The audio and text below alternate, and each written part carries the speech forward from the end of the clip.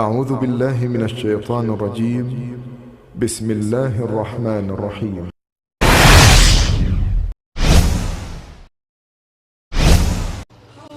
دجال اس وقت نکلے گا جب لوگ اس کا ذکر بھول چکے ہوں گے، اس کے ذکر سے غافل ہو جائیں گے.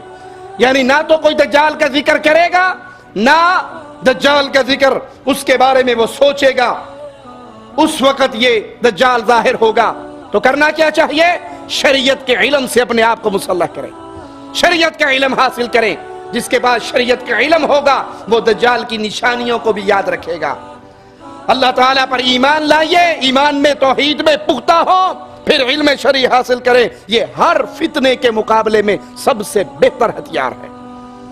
صحیح مسلم میں ہے، اللہ کے نبی صلی اللہ علیہ وسلم نے فرمایا دجال آئے گا، مدینے میں داخل ہونا چاہے گا، مدینہ اس کے لیے حرام ہو جائے گا. وہ مدینے سے باہر ایک زمین پہ قیام کرے گا. ایک شخص اس کے پاس آئے گا جو اس وقت کا بہترین انسان ہوگا، مواحد، اللہ کا ڈر، خالص اللہ سے ڈرنے والا، نہ کسی پیر سے، نہ بابے سے، نہ ساوی چنڈی سے، نہ کالے جھنڈے سے.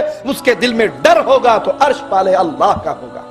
مواحد، اہل الحدیث، نبی کی حدیثوں کو ماننے والا، رب کے قرآن کو ماننے والا، پیروں فقیروں بابوں حضرتوں مردوں کا ڈر اپنے دل میں نہ رکھنے والا، وہ آئے گا، بہترین انسان ہوگا اس وقت کا. اور دجال کے پاس آئے گا، دجال اس سے کہے گا مجھ پہ ایمان لاتا ہے، مجھے رب مانتا ہے؟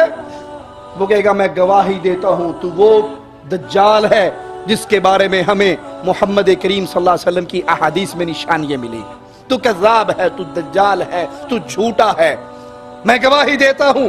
دجال اپنے ساتھیوں سے کہے گا میں اس کو مار نہ دوں، اس کو قتل نہ کر دوں اور قتل کر کے پھر زندہ نہ کر دوں. اگر میں اسے قتل کر دوں اور پھر زندہ کر دوں تمہیں کوئی شک تو نہیں رہے گا میری ربوبیت پہ؟ ساتھ والے کہیں گے بابا جی جی اے ہو جوے تو پھر تو کمال ہی کمال ہے. پیر جی، شاہ جی، اگر یہ کر دو تو وارے نیارے سارے مرید آپ کی بیعت کر لیں گے، سارے آپ کے ساتھ مل جائیں گے. دجال اسے قتل کرے گا، اس کو دو ٹکڑوں میں تقسیم کر دے گا، اس کے ٹکڑوں کے درمیان ٹہلے گا اور پھر اس کو زندہ کرے گا اور پوچھے گا سنا اب تیرا کیا پروگرام ہے؟ اب مجھے رب مانتا ہے؟ میں نے تجھے قتل کیا، دو ٹکڑے کیے، پھر زندہ کیا. وہ ہنستا ہوا مسکراتا ہوا اطمینان سے اٹھے گا اور کہے گا اللہ کی قسم میرا یقین اور پکا ہو گیا، تو کذاب ہے، دجال ہے. دجال پھر اس کو قتل کرنے کے لیے آگے بڑھے گا لیکن پھر اس پہ حاوی نہیں ہو سکے گا اور دوبارہ اس کو قتل نہیں کر سکے گا. عاجز آ جائے گا، اس کو دونوں ہاتھ اور پاؤں سے پکڑے گا اور اپنی بھڑکتی ہوئی آگ کے اندر پھینک دے گا. وہ آگ حقیقت میں جنت ہوگی، آگ نہیں ہوگی. اللہ کے رسول صلی اللہ علیہ وسلم نے فرمایا یہ انسان اس وقت اعلیٰ ترین شہید ہوگا اللہ کے ہاں. اگر کبھی توحید پہ آزمایا جائے تو ڈٹ جائیے، پختہ ہو جائیے، جیسے اللہ کے نبی صلی اللہ علیہ وسلم نے اپنے صحابی کو تعلیم دی تھی لا تشرک باللہ، اللہ کے ساتھ کبھی شرک نہ کرنا. تجھے قتل کر دیا جائے، تجھے جلا دیا جائے، دونوں صورتیں قبول کر لینا، شرک پھر بھی نہ کرنا. ایک صحابی کو لے جایا گیا گرفتاری کے بعد، اسے کہا گیا نصرانی ہو جا، کہا نہیں منظور. قاضی حکومت لے لے، کہا نہیں منظور. کہا بیٹی کا نکاح تجھے دیتا ہوں، کہا نہیں منظور. کہا لے جاؤ اس کو جلا دو.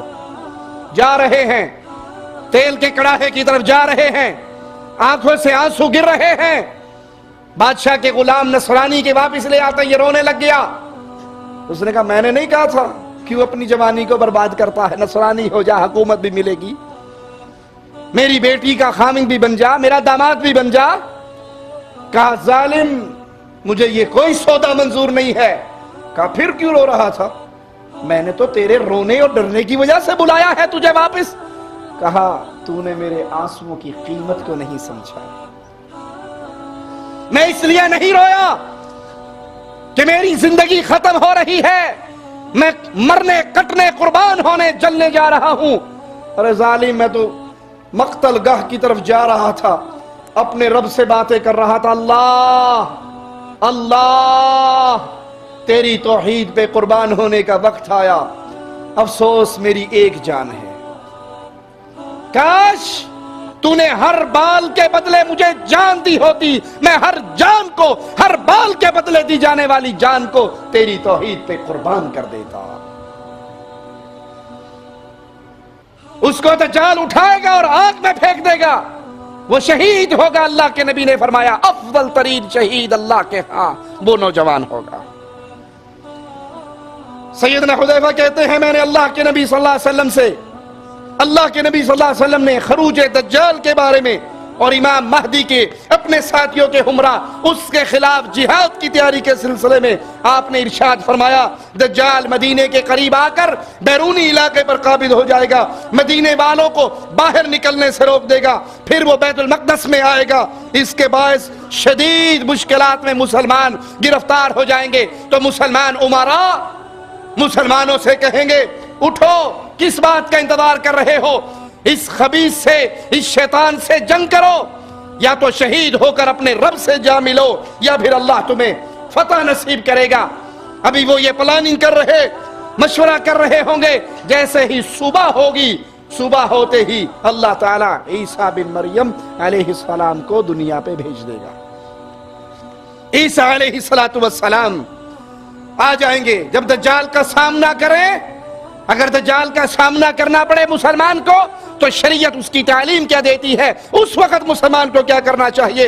حدیث رسول ہمیں بتاتی ہے کہ اس کی آنکھوں کے درمیان کاف فا را، یہ کھلا ہوا واضح لکھا ہوا ہوگا، جس کو پڑھا لکھا ان پڑھ سارے اس کو پڑھ لیں گے۔ تو اللہ کے نبی نے فرمایا جو تم میں سے اس کو پالے اس کو چاہیے کہ وہ اس کے منہ پہ تھوک دے اور سورۃ کہف کی آخری آیات، پہلی ابتدائی آیات کی تلاوت کرے، اسے ایک مومن آدمی پر تسلط دیا جائے گا جس سے وہ قتل کرے گا، پھر اس کو زندہ کرے گا۔ مسند احمد میں ہے رسول اللہ صلی اللہ علیہ وسلم نے فرمایا تمہارے جانے کے بعد گمراہ کن دجال ظاہر ہوگا، اس کے سر کے بال سخت کھردرے ہوں گے۔ جس نے یہ سن کر کہا وہ یہ دعویٰ کرے گا میں تمہارا رب ہوں۔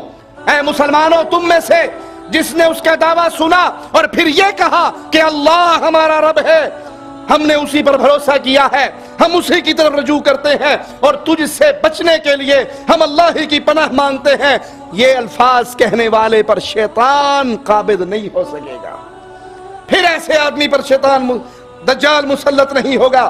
جامع ترمذی میں ہے رسول کریم صلی اللہ علیہ وسلم نے فرمایا عیسیٰ بن مریم دجال کو پالیں گے، باب لد ایک ایسا مقام ہے فلسطین کا، وہاں پر جا کے اس کو لیں گے اور پھر اس سے مقابلہ ہوگا اور وہاں پر عیسیٰ علیہ السلام اس کو قتل کریں گے۔